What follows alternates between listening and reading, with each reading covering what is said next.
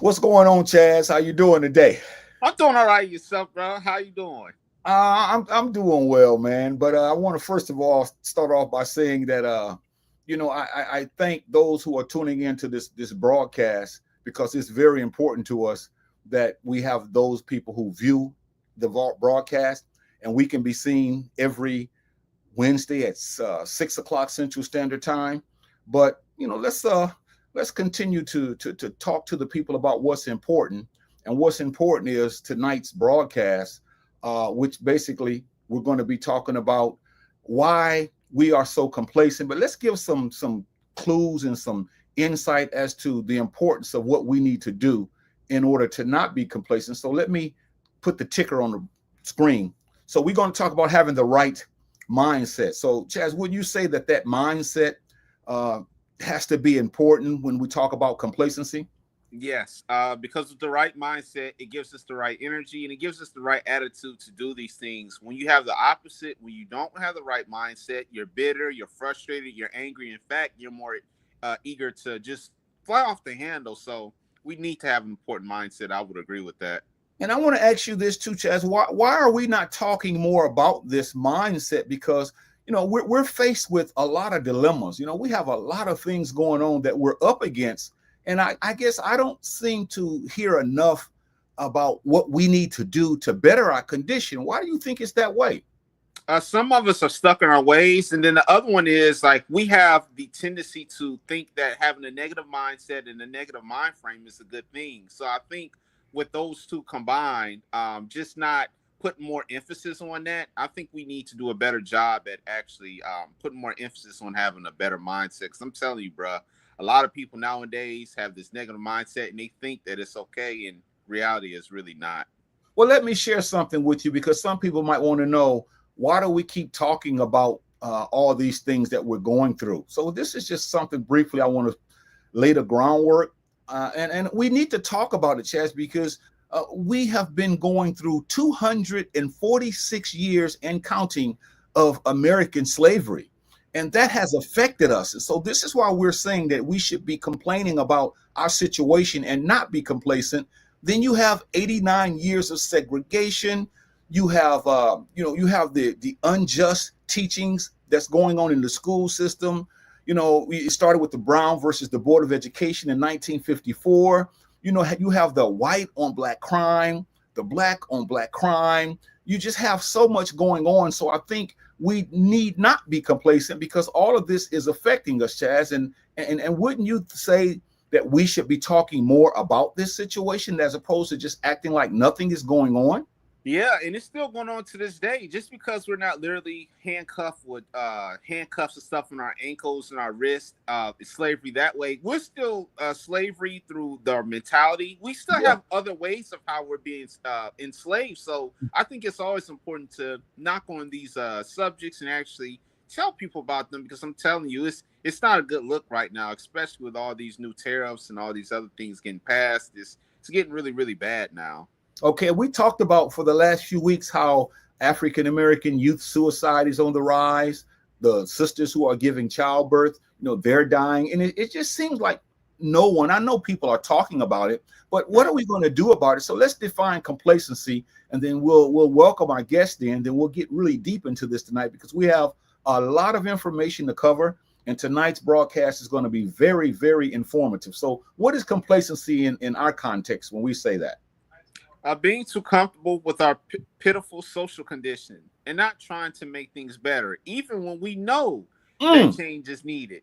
And that's what you would call one of those lackadaisical mindsets. Just whatever happens, happens. As long as I'm not affected, I'm okay. And if it happens to anybody else, I'll act like I have an issue with it for a few days or maybe a month, and then I'll just go back to being usual. But yeah, it's terrible when we look at it from that mindset, when we know that things should be done. Yeah, and we're going to talk about and show some stats that's going to blow all of our minds because many of us don't even know what's going on. We're living in 2025, but we don't see all of the ramifications as to what's going on with us, the things that are affecting us, the things that's causing havoc in our lives as a people. We think that because we can see superstars in sports on TV, and we can see entertainers. We think that we have arrived, but we're going to look at some charts tonight, Chazz, that's going to blow our minds to show we have not really come very far at all. If you look at what has happened since slavery and all those things that have happened to us. Right. We have Sister Barbara in the building. She fires in here. She says, "Hey, brothers, we appreciate her." Sisters Hotep brothers, we appreciate her. Sister Mashonda fires in the building. She says, "Hey, we appreciate her." Well, Chaz, let's start talking about what we have to have, and that is this: having the following mindset, which basically we're talking about a way of thinking, and not just a way of thinking, but an act up on it concerning complacency. So we have to know, have a mindset, and here are the following mindsets, and I know you can take it away with A. So we'll comment on these here right now. A mindset that knows that the struggle is good versus evil. Mm-hmm. Exactly. When you see a problem, you know it's wrong, you know it's negative. You have a good mindset to say, you know what, this may be evil, but I gotta fight this thing. I may not be able to do it myself, me and a couple others. So we need to fight this thing tooth and nail to try to be get on top of this thing, because we're tired of evil running this country. We're tired of evil at every corner, left and right, up and down. We're constantly surrounded by it. So we're saying, we know what, we're tired of it. Let's put up a fight and try to take over this thing. And that's what it is, Chaz. We don't like to call it what it is, but it's basically good versus evil. You know, we're standing for truth. We're standing for justice. We're standing for us to not be complacent, and that's good. But all the things you mentioned earlier and that we showed, those things are evil. Those things are wicked. They're catastrophic. But unfortunately, most of our mindset has acted as if everything is good. And just saying that, I want to start off by showing something about how unjust the juvenile system is. You know, the juvenile system is unjust, meaning that you're going to look at some chart, Chaz, here, and this chart is going to show us exactly what I'm talking about. Will you look at this chart and let's talk about this? It says the juvenile justice system, it says that it confines Black youth at over 4 times the rate of white youth. Wow. Look at those numbers, Chaz. Look at Wow. those numbers, you see. And that's, you got to have a mindset that knows we have to fight against this, because this is wicked. This is evil. For the amount of people that we have in the United States, look at how many Black boys and young men are being in juvenile detention centers. According to the people that we have, we don't have that many people in the United States. When I say that, I'm talking about maybe 45 to 50 million of 350 million. And most of us are incarcerated at a young rate, and no one seems to want to talk about this. I mean, look at that, Chaz. Something's wrong with that. So we definitely have to speak up and to speak out against these injustices. And we got to have that mindset that no, Chaz, we're fighting against evil. It's wickedness. Yeah, and I was just gonna say real quick on that chart. You don't have to put it back up, but you notice how big of a gap it was. It wasn't like it was neck and neck. The Blacks were catapulting. They were so much more out in the open, where they were just way more. And I think this too, and then I know we'll move on to the next one. We need to do a better job at teaching our youth as much as we can at a young age to stay away from trouble, stay away from violence, stay away from gang violence. If you get a run-in with the police, don't back talk them, because, brother, that chart right there, it is so lopsided that it's not even close. And I'm frustrated looking at this, because it's a shame. Yeah, and nobody wants to talk about it, Chaz. Nobody, we want to, and I'm talking about all of us, we want to sit around in our comfort zones and act like everything is good when these numbers are off the charts, Chaz. And I think we definitely have to talk about having the right mindset. And here's another mindset that we have to have.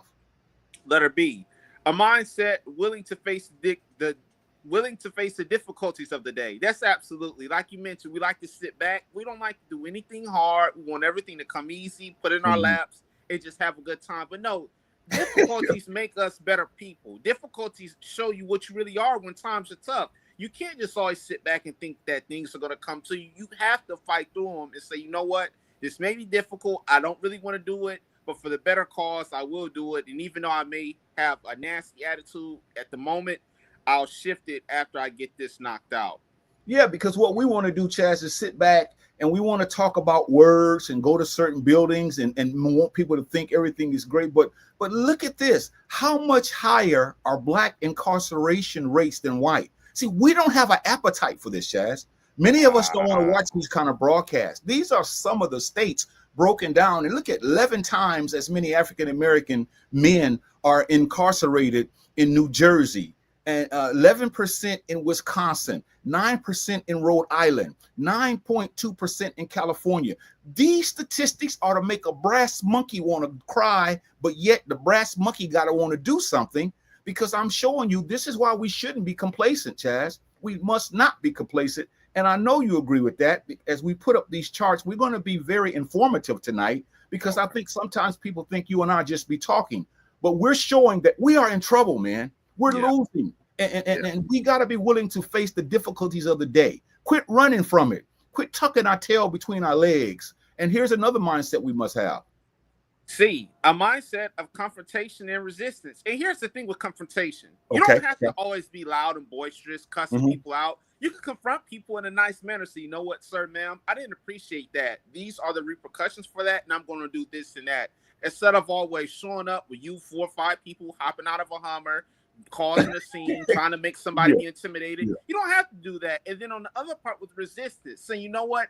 Resilience and resistance, such as Malcolm X's Garvey, a lot of these guys who kept fighting and fighting, even though they didn't get the result that they wanted to at the beginning, they said, you know what? I see the bigger picture. Even if it takes me 5, 10, 15, 20 years, I'm going to keep fighting back until I see change. And you have to be resilient, because you're not going to always get the result that you want to get at the front. It sometimes takes years before you get the result that you want. Well, I'm finna blow your mind, Chaz. I'm finna blow your mind right now. And those who are watching this, please do not turn this channel. This is going to blow your mind. Will you look at the black males that are incarcerated in the United States?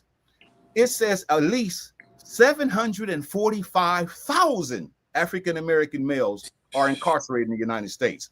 But if you look at this chart over here, this purple or red, if you will, it shows how many men are incarcerated in India. This blue, this little, I guess my colors, I got to get my colors together. But this purple, this is Argentina. This yellow is in Canada. That blue is in Lebanon.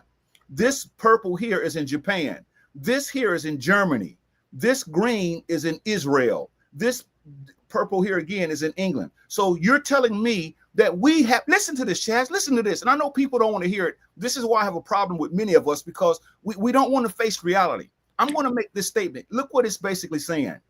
We have more black men incarcerated in the United States than all of these countries combined. Wow. See, this is what I'm looking at. All of these countries combined, we have more black males incarcerated in the United States than India, Argentina, Lebanon, Canada, Japan, Germany, Finland, Israel, and England put together. And nobody's talking about this, Chaz? Nobody's saying anything about this? That's the doggone shame. You know, I hate to say this, but this is the truth. We always try to run away from this, but I think this is rigged. This system is rigged against us black men and black women, because there is no way possible that a chart like that should even be possible, where, like you said, the continents, Israel and all these places, there's more blacks in the United States locked up than all of Lebanon and all of them combined.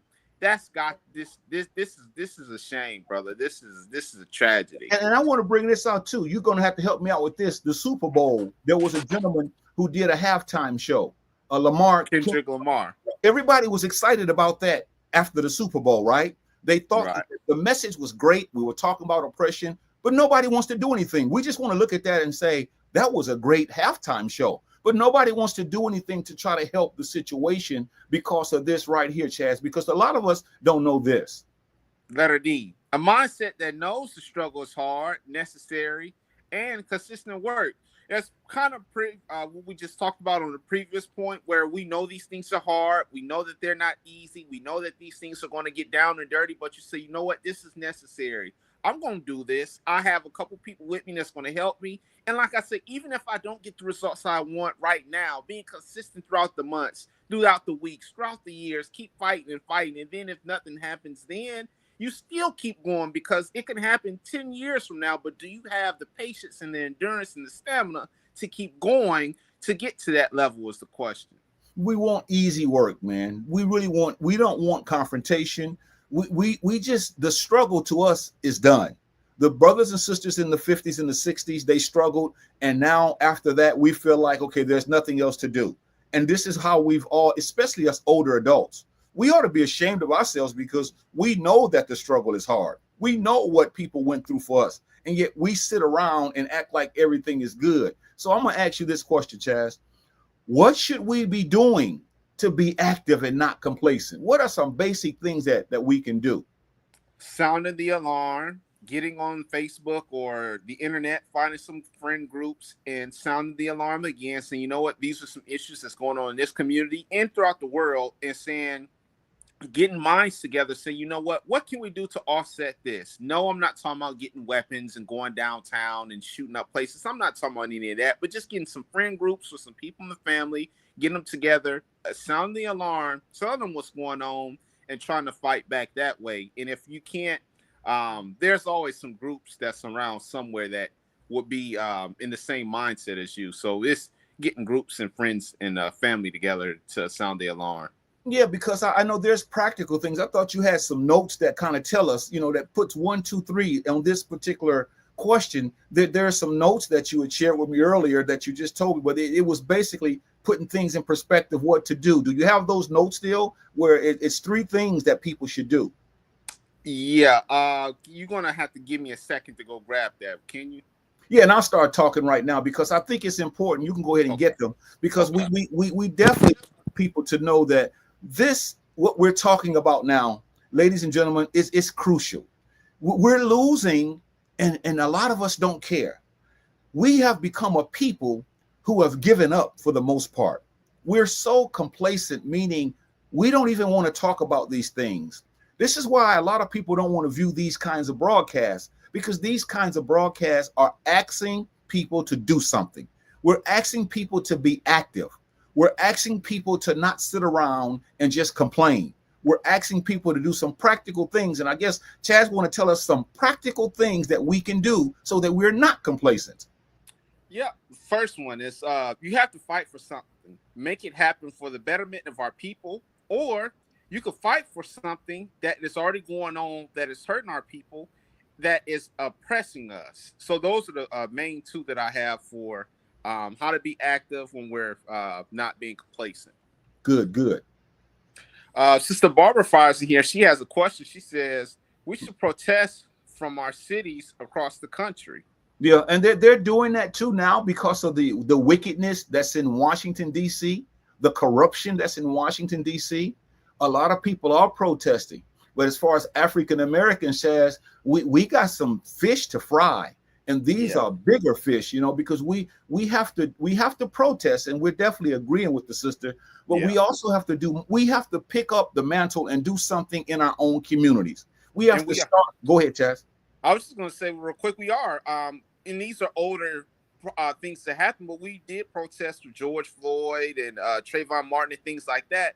So we've shown signs of protesting, but this is something that has to become a pattern that you're doing it throughout the years. But yeah, protesting is something you got to do. Something as practical as making sure that we befriend our youth because they're committing suicide. See, that doesn't take protest. That's just a part of it. Befriending our youth, making sure that those sisters who are impregnated, making sure that they're doing what they're supposed to do so that their children can survive, the babies can survive. See, there's a lot of practical things we can do. Helping those who live in our community who can't get out, those who can't do much. So, we have to do those things because it's important. We got to have this kind of mindset too.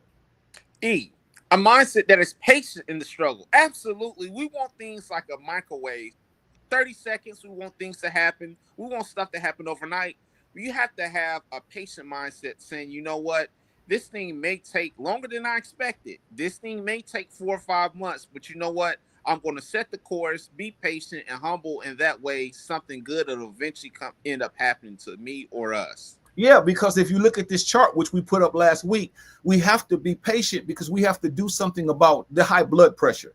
Look at this. High blood pressure is hurting us as a people. Not only high blood pressure, Diabetes is hurting us. People are having strokes that look like us. So, there's some things we can do about that. Since we know that they're selling us all this food to poison us, then we should stay away from salt. We should push back from the table. We should stop eating so much sugar. We should exercise. We should drink water. See, these are the things that I'm talking about. That's practical that we can do, Chazz. We want to solve the world's problems, but we don't want to do the basic things to help our own selves. Stop feeding our children all these sweets. Stop letting our children, not exercise.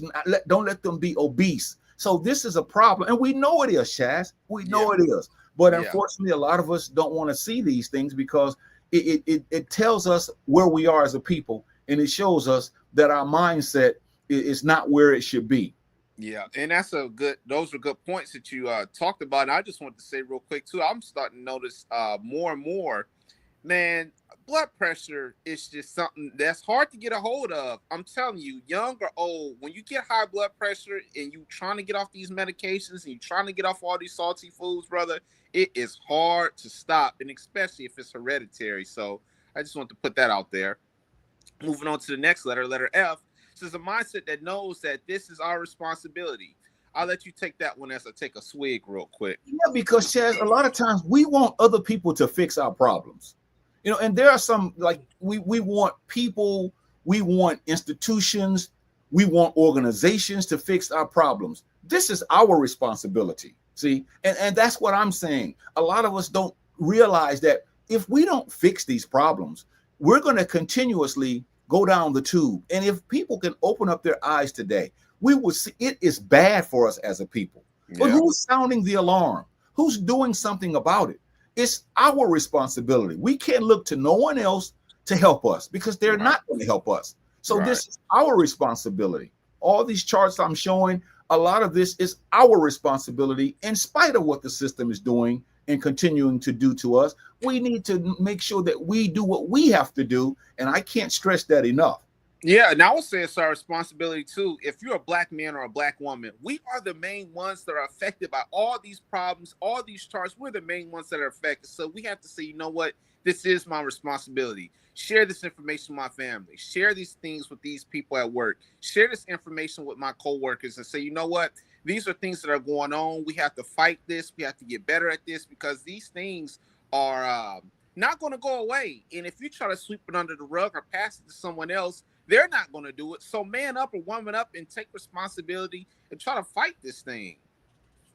Letter G, a mindset of discipline, staying committed to the cause.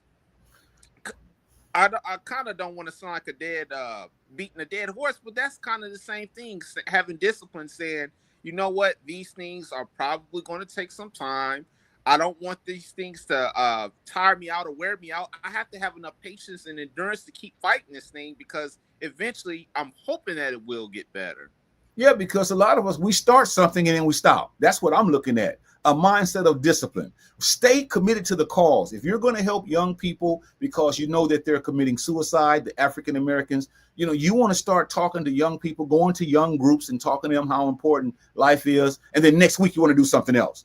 And then the week after that, you want to do something else. And it's like you're all over the place when we need to stay disciplined to that cause. We can't solve everything, but if we all took a piece of the pie, it'll make it much better. And this is what I'm telling you. A lot of us are not disciplined because first of all, we want to do this, then we want to do that, and then we want to do this, and we end up doing nothing. And that's problematic, really.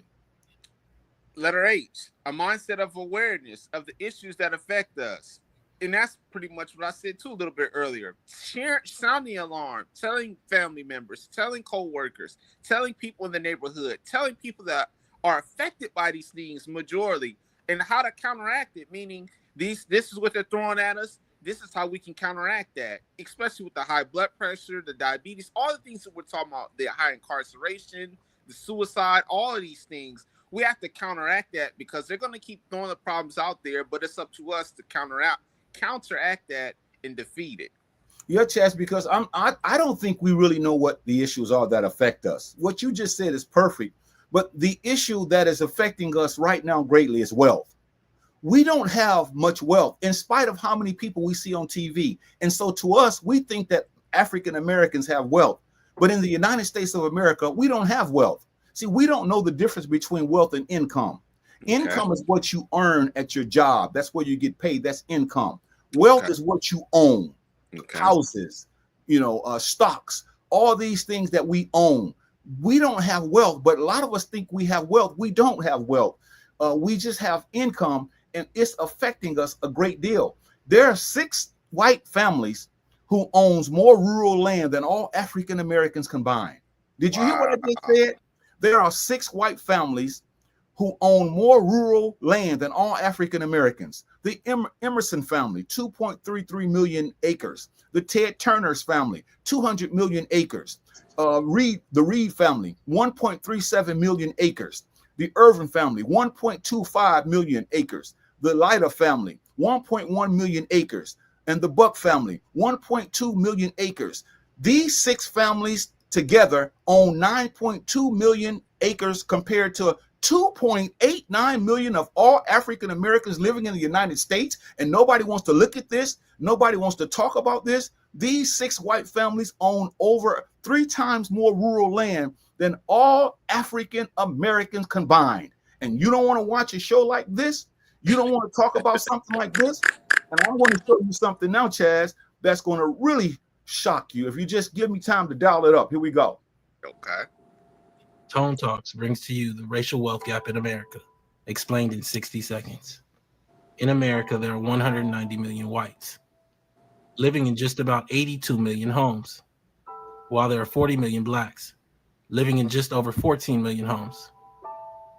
To truly understand the racial wealth gap, you must look past the income of these families and evaluate household worth. According to demos.org, in total, white American households own 90% of the national wealth.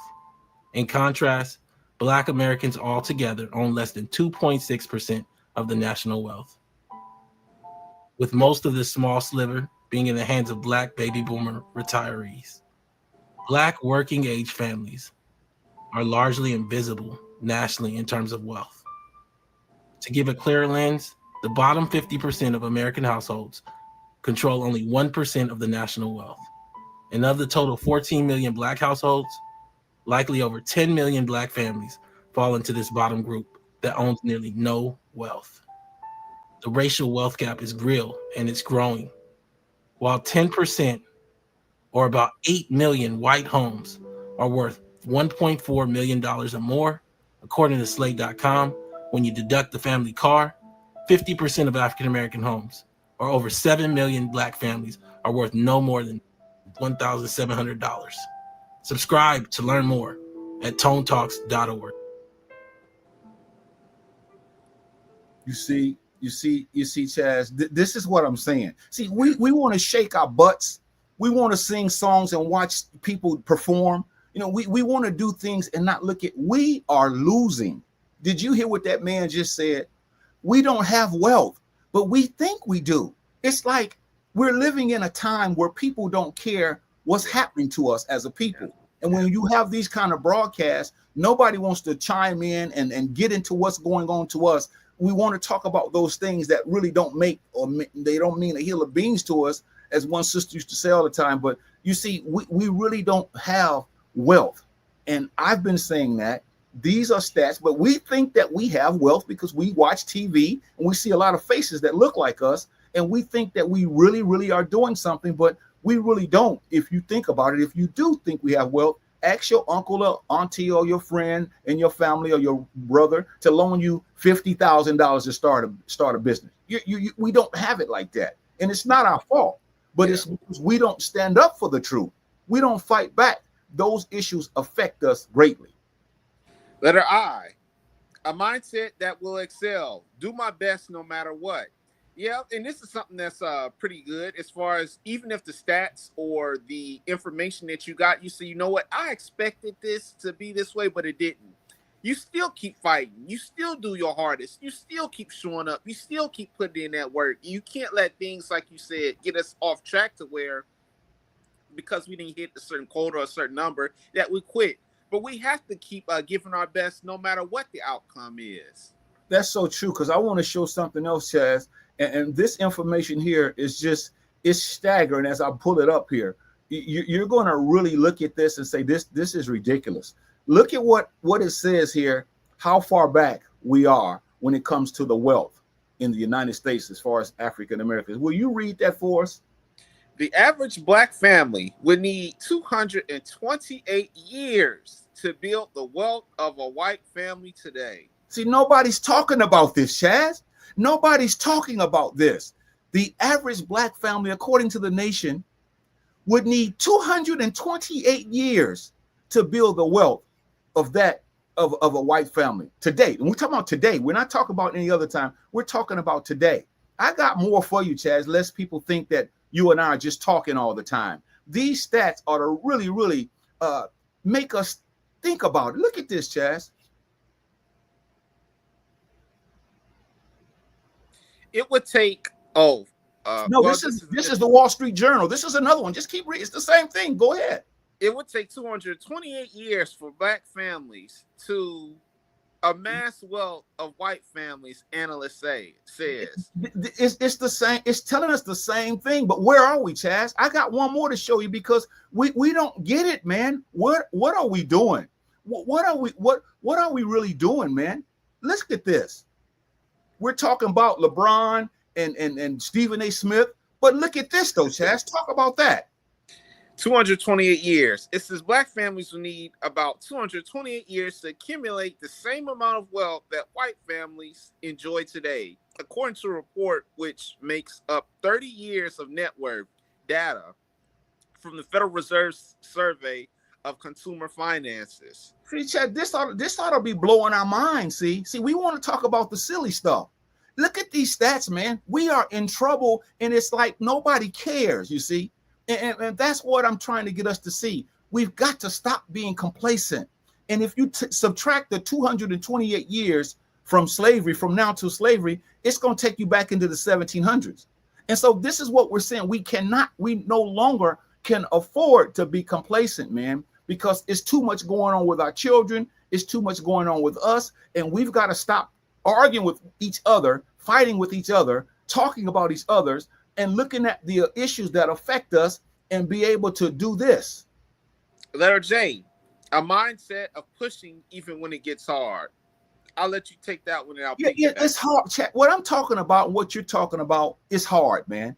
This is not easy, but we got to push on no matter what. Do you think those people in the 60s and the 50s who fought against racism and all of that, do you think they stopped because it got hard? No, they kept going on. They kept going on and on. A. Philip Randolph, all these people we always talk about, Fannie Lou Hamer, Bessie Coleman, they kept going. But again, our culture, our society, we don't want to bring these discussions up, man. And this is why we're struggling so much, because our mindset is not a mindset, for the most part, that we're going to have to push, even when it gets hard. It's hard now. So we must push, because if you see these stats, if you look at these stats we just put up, you ought to be just scratching your head saying, I thought I was on top of everything, but we're not. We're really not on top of everything. Yeah, and here's the thing, though. Like, even Sister Barbara says, wow.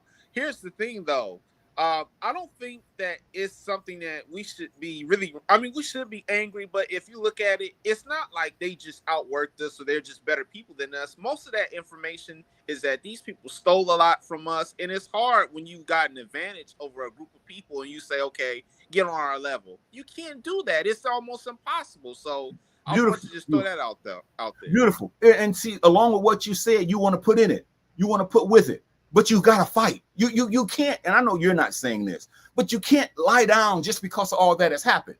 These stats ought to make you want to go and say, you know what? I'm going to try to sit on a board and become a part of a board that sentences people to prison so that black men won't get more lengthier prison sentences. I want to be on the board where my children go to this school. I want to be on the board that chooses the books that they use. See, this is what I'm saying, Chazz. And we just have chart after chart after chart after chart that's telling us this, that we're struggling right now. And I definitely want to share something else with you since we're on this subject. Tone Talks brings to you the difference between black wealth and white wealth, explained in less than 2 minutes. In America, We think that we understand race, wealth, and how the two intertwine. We believe in a sharing of wealth among the races that largely does not exist. The truth is, by the data, there are really hardly any blacks that are millionaires in the United States, and whites largely own almost all of the personal wealth in the country. According to demos.org, white America owns 90% of the national wealth, with the top 50% of white families holding 88% of all of America's personal wealth in their bank accounts. Despite having billionaire Oprah Winfrey, of the 14 million black families, less than a few 100,000 of these households are worth more than $1 million, and that number is shrinking. While at the same time, over 8.5 million white families are worth more than $1 million. Adding to this, almost all of the 540 American billionaires are white as well. In fact, according to a report by Credit Suisse, to be in the top 5% of black families, you only need to be worth $356,000, including your house. All while just the top few hundred white American families are worth more than all of black America combined. Subscribe to learn more at tonetalks.org. See, Chaz, see this is what I'm saying. Did you hear what he said at the end, though? The top 200 white families, the top 200 white families own more than 45 million African Americans. See, we don't want to talk about this, Chaz, and this is why I get worked up. We're losing, and we don't even know it. This is how ignorant, and I don't mean to put anybody down. When I say ignorant, that means we just don't know. I'm not saying we're stupid. Ignorant means we don't know. We're so ignorant of the fact that we're done. We're done. When 200 people have more money than 45 million with all the movie stars, all the athletes combined, we're through, man. And nobody's talking about this. Nobody's saying, see, this is a broadcast that's going to open up your eyes if you want to. See, Right. We're going to talk about Stephen A. Smith. We're not going to talk about Monique. We're not going to talk about Steve Harvey. We're not going to talk about all that. We're talking about these issues affect us, and we're sitting around as if everything is good when we're dying. The youth are dying because they're committing suicide. Our women are dying, giving birth to babies. We're on dope. We're on drugs. We're on alcohol. We're unemployed. We're being in prison. All these charges stack up against us, and all I'm saying is, yes, it's a systematic. But what are we going to do? Take this line down? And this is what one sister said. Sister Masana comment, she said, that is crazy. It is. Wow. This would be a wake-up call. So you have to be around people like yourself and like me. Not that we're gurus, but you have to be around people like us who's going to say, let me tell you what's really going on. I don't care how much money you have in your little account. As a group of people, Tone Talks is telling us we're basically done. We're broke, but we don't want to see this because we see Steph Curry, we see LeBron, we see all these blacks, and so we think that we have arrived. Our numbers don't show that. Those are a drop in the bucket as we continue to talk about this. So let's keep this going, Chaz. This is a wonderful type of broadcast because we're talking about we have a responsibility to not be complacent. Letter K, a mindset of proactiveness, taking action before the problem or problems arise. Exactly. Identifying, saying, you know what, through Chat GPT or just anything, you can look at some data, see, you know what, I can see this becoming a problem in the future. So let me nip this in the bud now and try not to let this thing get a hold of me, because in fact, as this problem gets worse, there are going to be other problems that's going to stack up against you as well. So it's just by basically identifying a problem and getting out in front of it before it gets too ugly, basically. Yeah, and you're right, because I fought religions, I fought spirituality, I fought education, because they're not talking about this. See, they're trying to tell you how to get rich, where you're gonna go when you leave this earth, all those things, all those other, and Chaz, don't get me wrong. If that's what a person believes, you can believe what you want to believe. I'm not knocking that, but what I'm saying is, when are we gonna start talking about what's happening on the earth? When are we going to start talking about what's happening right now? See, we don't even know this because we're not privy to this, because we don't know that our strengths are greater than our weaknesses. See, a mindset of self-awareness. Who are you? You're a fighter. You're a soldier. You're a protector of those who are being done wrong. See, you are a person who are helping those who can't help themselves. See, this is what I'm trying to say, Chaz, and that's why I believe that a lot of people don't want to have this discussion because we don't want to see the ugly hand that has been dealt to us, and then we don't want to do anything about it. Wow. So true. Letter M. A mindset of humility. Recognizing there's always room to grow and improve. Absolutely. Even in, for example, when there's an athlete, he doesn't just say, okay, I'm going to practice once for the rest of my life. That's it. I'm not practicing no more. I don't need to go to the gym. I don't need to exercise. No, there's always room for improvement. There's always room for growth. You use that in today's society. So you know what? There's some things that are going on right now that I'm not that good at, but I have to keep practicing. I have to keep getting stronger. I have to keep getting faster. I have to keep reading. I have to keep acquiring more knowledge to get ahead in this. Like, you can't just do it once and think that it's over. The number of youth ages 20 or younger. This chart is per 100,000 youth in the juvenile residential placement facilities after 2017. The juvenile justice system confines Black youth at over 4 times the rate of white youth. This chart shows me that we are in trouble. This chart shows me that we've got to stop wanting the pie in the sky, wanting everything to be okay after a while, wanting to go on the knees and hoping for the best, as opposed to doing something about this. This chart ought to make us all stop and say, we're done if we don't take a stand and befriend Black youth. Tell Black youth that violence is not the way, especially when the system is waiting for you, unless somebody's bothering you. Tell Black youth that you should love yourself, help your people, turn all that anger and frustration and youth, turn that into doing something positive because they're winning. Look at this. These are Black boys, Black girls. Look at the American Indian right behind us. Look at the Hispanic and look at the white. You know, that doesn't make sense. They have way many people than we have, but yet look at this percentage, 136 to 31, and nobody is saying anything. No preacher is talking about this in the pulpit. No guru is talking about this in spirituality. You know, no imam is talking about this. No principal is talking about this. No politician is talking about this. It takes little guys like Chazz and Jahi to come on a broadcast and try to open up the eyes to those who don't know, and we get no one who cares. See, and so that's why I say we're done. Yeah, and I was just going to say, you said, why aren't the people in spirituality or the preachers talking about it? You got to understand, they're under this thing called 501c3, and from what I understood, that's like a government thing where they give them money, and they basically give them the curriculums, and they tell them what they can and can't talk about. So certain topics like this, like you said, they're not going to talk about it, and in fact, if they do, they'll get a phone call saying, you know, you can't talk about this kind of stuff anymore. So that's why they're spiritual gurus and stuff, and preachers aren't talking about it. I got to come back to this for those who might have just tuned in. The name of this broadcast is Adults Only. And you know we come on every Wednesday at 6 o'clock. And we come on at 7 o'clock Central Standard Time. But we talk about hard-hitting issues. But we want to encourage everyone. We have to have the right mindset. We don't have any more notes to put up on the screen. So for the next 15 minutes or so, we're just showing charts and talking about how we are being affected by this system and what we need to do to stop this. Now, if you look at this chart, this talks about the Black male incarceration problem is real. And it says at the top, Chazz, it's catastrophic. Wow. That's so true. And if you look at this purple deal, this shows Black males that are incarcerated in the United States, 745,000.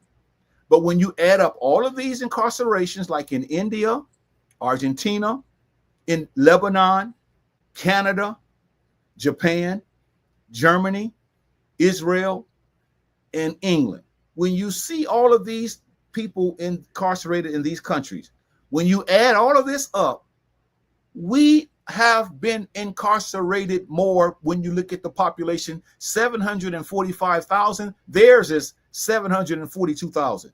So we're locking our young Black men up. We're putting them in prison faster than any other country, and we're totaling all of these countries. And Chazz, you've got to say something about how we've got to stop sitting back and complaining only and not take the lead to try to sit on these boards when a Black man is incarcerated, so that we can make sure that if they get caught with crack cocaine, that they can get a fair sentence as opposed to somebody who getting caught with coke, who are European, who gets less years because that's the drug of their choice, and they know a lot of us use it. So why are we not joining the ban and trying to stop this as opposed to complaining about it? I think it boils down to something I've said over this broadcast for years. Basically, because it's not hitting us, it's not hitting our front door, it's not hitting us in the mouth. That's why we're not really loud about it. But like you said, we have to. And I think the main problem is we have to get to our youth. We have to try to shift their mindset because they're the ones that are in action. They're the ones who are getting hemmed up. They're the ones who are getting affected. So if we can try to do something with putting something in their ears to shift their behavior, because we don't want to see them getting locked up like that. So I think that's the main part, is talking to the youth. And look at this. This chart we've shown for the last 2 weeks, and all we're saying is we may not be able to do anything for the youth. We may not be able to do anything for those who are in prison. We may not be able to do anything about a lot of things we talk about, but there are some things that we can do. We can make sure that our blood pressure is normal. We can make sure that we're not struggling with diabetes, getting limbs cut off because we've eaten too much junk all of our lives and not exercise. And we can do something about the strokes that we have. This says that African Americans are more likely to die at early ages, Chazz, not late ages, early ages from all these causes. Look at this, man. High blood pressure, how we struggle, especially those who are from the ages, looks like that says 50 to 64. You got a 61% chance of having high blood pressure. Wow. Because of what we're putting in our mouths, because of all that salt we're intaking, because of all that grease we're eating, because of all that red meat we're eating, because we're not exercising, because we're not getting checked out, because we're not going to the facilities that we need to make sure that our blood pressure is low. Diabetes, our body is not making enough sugar, and because that, we're having to get shots, man. Shot in the stomach, shot in the leg, shot in the hip, insulin. And this is the truth. We're struggling. Look at this one, Chazz. You have ages 50 to 64. Look at this line. This is paramount. This is so ridiculous because it doesn't have to be this way. It doesn't. And look at us having strokes, ages of 50 to 74. We're having strokes more than most people that's on the face of this earth in the United States of America. And that's because of simple things that we won't do, Chazz. We got to have the right mindset. We can't sit around and watch sports and drink beer, eat potato chips, eat hamburgers and hot dogs, and think that that's not going to catch up with us when we get to a certain age. This is something I was thinking about, and I don't know, maybe if it's this particular gym I go to, but every time I go, I'm always seeing me and other 3 people that are African American in there. Now, I haven't done this survey later throughout the day because maybe people are at work. Maybe people are still in the bed asleep, but I noticed there's the gym I go to, there's not that many black people in the gym. So I don't know. Like I said, I know I go really early, so I don't know, maybe people are at work, maybe people are getting, taking their kids to school. But the thing is, if that's the case, if I keep seeing me and 3 other black people in this gym, that is a red flag. If that's meaning what I think it is, where people are just quitting on exercising. Let me ask you a question, Chazz. Okay. And I want you to be perfectly honest. Okay. Do you think that a person can live a life and eat as much sugar as they want, as much salt as they want, as much sweets as they want, as much grease as they want, as much red meat as they want, no exercise, not drinking water? You think they can live a life like that and live a long life? No. Okay. You're asking for trouble. And in fact, you didn't even add if they smoke cigarettes or if they drink or if they pop pills, and then if they're on medication. It goes on and on. But to your point, no, sir, brother. A person cannot live like that and have a healthy lifestyle. It's only a matter of time before some bad things start happening. Well, what's wrong with us, man? And I'm calling out because I'm included. What's wrong with us as a people that we can't see the handwriting on the wall? Chazz, you got to tell me something because you're very prolific and profound and sagacious. But Chazz, what's wrong with us that we can't see this stuff and we don't want to hear this stuff? I think we see it, but brother, some of us, we just don't have the motivation. We're tired. We're tired of fighting. We feel like this is a battle that we cannot win. So we feel like we've done the best we could throughout our years previously. 10, 15 years ago, we gave it all we got. now in 2025, we feel like I've did all I could do. There's nothing else I can do. And in fact, like you said, we're done. This is over. Wrap it up, and whatever happens, happens. And I think that's the mindset that most African Americans are dealing with. You know, Chazz, when I was a boy, there used to always be this saying that crazy people used to stand out on the street corners and say that the world is coming to the end. And we would say, oh, they crazy. And we would keep doing what we were doing. And they would stand up and hold signs. Get yourself together. The world is coming to the end. They don't know what they're talking about. I feel like that man that did that tonight, and I know you may be included as well, because it seems as if not just us, there are other people doing this as well. So it's not like we on two high horses. There are other broadcasts that's doing this, but I'm speaking for adults only. We're sounding the alarm, Chazz. We're always beating our chest and telling people, let's do something to better ourselves. But it seems like, and I know we're going to do it until the cows come home, even if no one listens, but it just seems like nobody's listening to us. Nobody wants this, Chazz. No, everyone wants to do what they're doing now. And it's like, forget what we're saying, but yet we're dying by the millions. We're dying everywhere because of the very things we're talking about, because we're so complacent. And I don't understand. And that's maybe I have to get over that. But yet it seems like this will be the time that we should want to do the right thing. But we don't, our grandkids, they're just lost. You know, they don't know anything. You know, they don't give, they're not raised right. They're not being, not all of them, they're not being treated properly. They don't know what life is about. They don't know what love is about. We are fighting a losing battle, but yet we seem to still be okay as long as somebody's playing on basketball or football or baseball or singing, or some comedians on TV making us laugh, or somebody's coming to town playing instruments. We're okay with that. Yeah. And it's a sad state, brother. It's a sad spot to be in, really. I'm kind of lost for words when you add all these things up that we talked about throughout the charts. It's just not to sound negative, but it's just a bad spot to be in.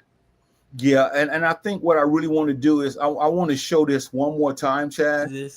Almost all of the 540. I want to show this one more time, and I want to show the one about the wealth, not that one, the other one, and then we'll continue to talk and we'll kind of wrap it up. But I definitely want to show that, and hopefully we'll be able to just look at this, man. And just those who are watching this, please, all we ask is that you, Black Americans, Tone Talks brings to you the racial wealth gap in America, explained in 60 seconds. In America, there are 190 million whites, living in just about 82 million homes, while there are 40 million blacks, living in just over 14 million homes. To truly understand the racial wealth gap, you must look past the income of these families and evaluate household worth. According to demos.org, in total, white American households own 90% of the national wealth. In contrast, Black Americans altogether own less than 2.6% of the national wealth, with most of this small sliver being in the hands of Black baby boomer retirees. Black working age families are largely invisible nationally in terms of wealth. To give a clearer lens, the bottom 50% of American households control only 1% of the national wealth. And of the total 14 million Black households, likely over 10 million Black families fall into this bottom group that owns nearly no wealth.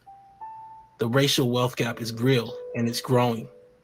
While 10%, or about 8 million white homes, are worth $1.4 million or more, according to Slate.com, when you deduct the family car, 50% of African American homes, or over 7 million Black families, are worth no more than $1,700. Subscribe to learn more at tonetalks.org. I don't have much to say after that.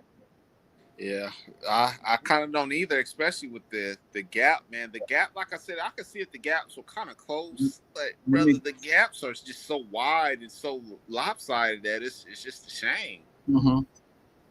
I think I got some stuff going on here, Chad. Hold on, let's see if I can stop it. Well, I guess there's some stuff and we should be over there in a second. But yeah, that's it's very problematic. Yeah. So hopefully let me try to see if I can stop this.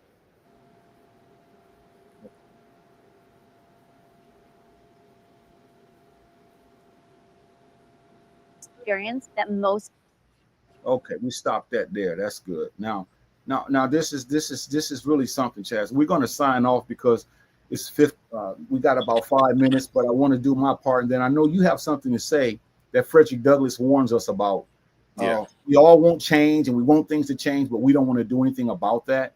So I want you to take us home with that. But before you do that, I just want to say to those who have been watching this broadcast for the last month, we definitely appreciate you watching this broadcast. To those who are faithful, we're in trouble, and Yeah. then I just for some reason as long as like you said, we have food on the table. As a group, we don't see that.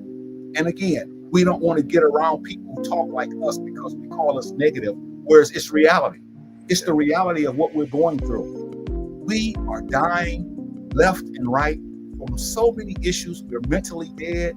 We're psychologically dead. We're socially dead. We're spiritually dead. And we're just saying that we can no longer be complacent. We cannot be complacent. Some of us don't even have insurance policies to bury our children. When we see that we that's the least we could have. But we rather, spend our money on other things and then say, well, I don't want them to have this and that, the other. When white people, they make sure that their children have what they need. So when they die, they're going to pass their wealth on to their children. And so this is what I'm trying to say, Chad. We got to do a better job at making sure that we make every penny count, do the best we can to save in this hard world, do the best we can to invest what we can so that we can fight back, try to get into business if we can, because we don't have much, but most of us think we do because we see so many African Americans. So we would like to thank you for watching this, having the right mindset when it comes to complacency.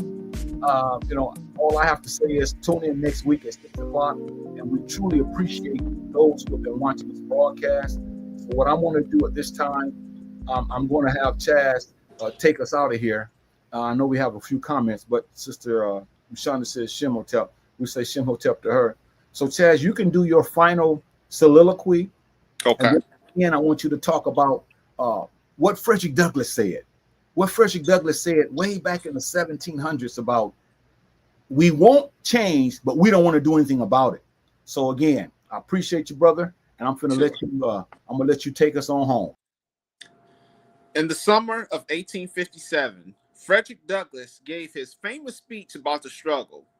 Those who profess to favor freedom and yet depreciate agitation are people who want crops without plowing through the ground. They want rain without thunder and lightning. They want the ocean without the roar of its many waters. The struggle may be a moral one, or it may be a physical one, or it may be both. But it must be a struggle. Power concedes nothing without its demand. It never did, and it never will. Take care, everybody.